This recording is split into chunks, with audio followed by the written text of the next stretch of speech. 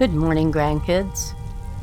Today we're going to listen to the Dragonborn monk read us a story.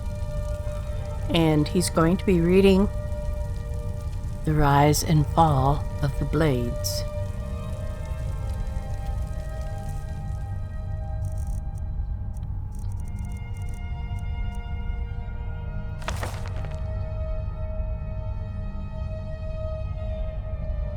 The Rise and Fall of the Blades by Anonymous.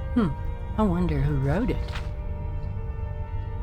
There are many that still remember the Blades.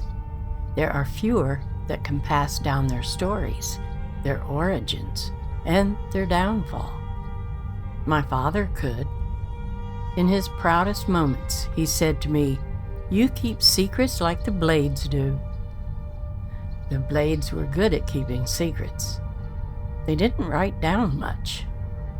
They passed information carefully between their spies in every province to their elite members that protected the emperors.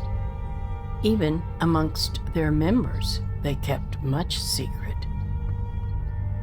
Most associate the Blades with their ceremonial Akaviri armor and curved long swords. One can trace the Blades back to the fiercest warriors of Akavir, the Dragon Guard. It was there, just as they would do in Tamriel, that they protected rulers in their kingdom. But recent discoveries show it to be much more than that. Many classic texts tell us of adventures to Akavir known as the Dragon Lands of the East. Many from Tamriel have attempted to conquer it, most famously Emperor Uriel V and his 10th Legion in the Third Era 288, as documented in the Imperial Dispatch Disaster at Iona.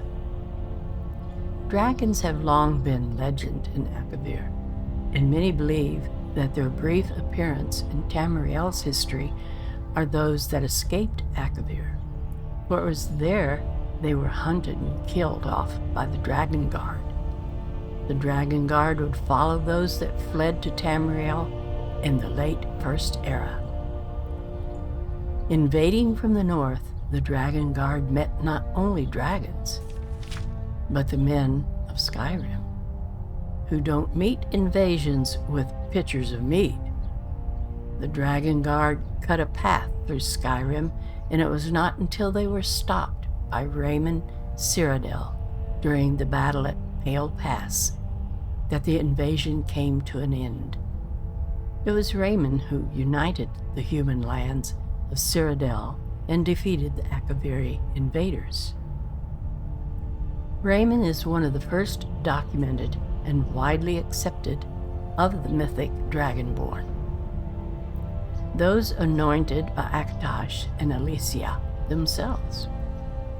Born with the soul of a dragon is what his followers would say. Reports differ widely on the nature of the Battle of Pale Pass, but the end result is the same, that the remaining Dragon Guard, upon hearing the voice of Raymond Cyrodiil, knelt and swore their lives to him, their conqueror and savior. Fragments from late First Era texts refer to the warriors dropping to their knees, saying, "We were not hunting, we have been searching for you." They protected Raymond with their lives, as well as his descendants, as the Raymond dynasty ushered in Tamriel's Second Era. It was through these years that their reach extended and their order grew to become the Blades.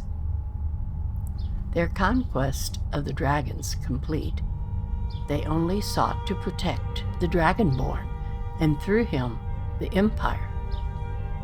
They reached their height late during the Third Era under the rule of the Septim Emperors. Despite their numbers, they kept their secrecy.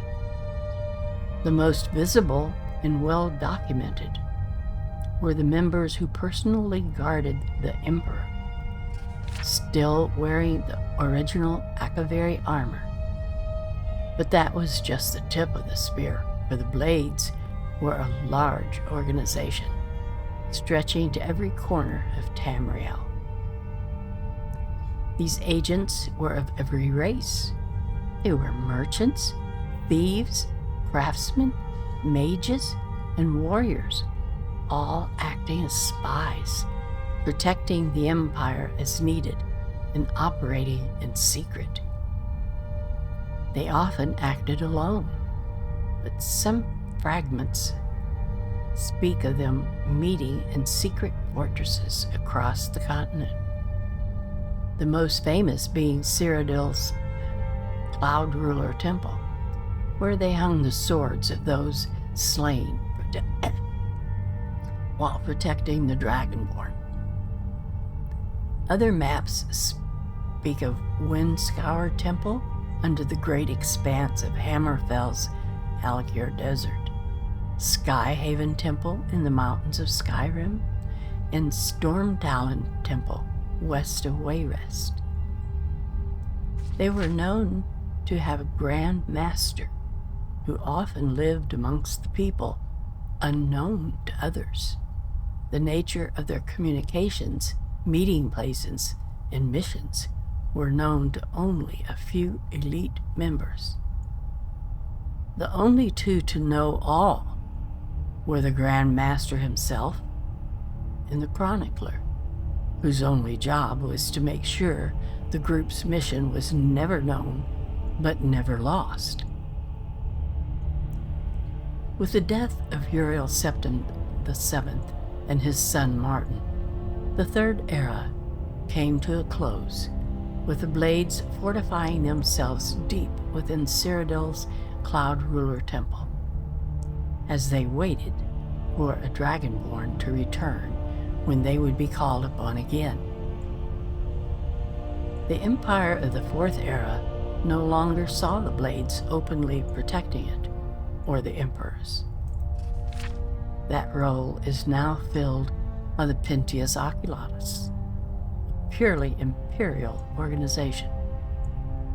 But the Blades continued their secret work to watch for the Dragonborn and guard against the future enemies. The Blades were among the first to see the signs that the Thalmor of the Aldmeri Dominion would not remain isolated within their borders forever. They could do what the Pentius Oculatus, servant to imperial policy, could not, and thus earned the lasting hatred of the Thalmor. The warnings of the Blades were proved right, as is well known to all. The great war between the Empire and the Thalmor consumed the Empire and nearly destroyed it. Emperor Titus Mede II eventually brokered peace with the Thalmor, but at a price many of us still bear.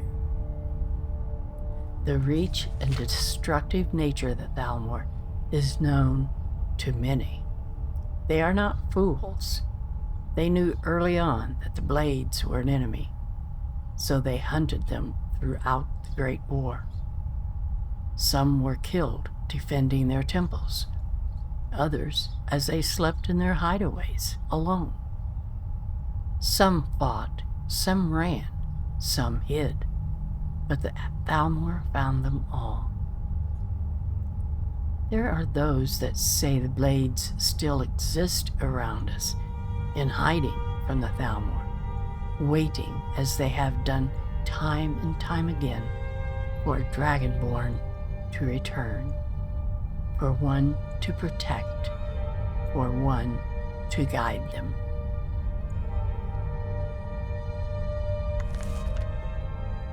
And that's the end of this reading for today. And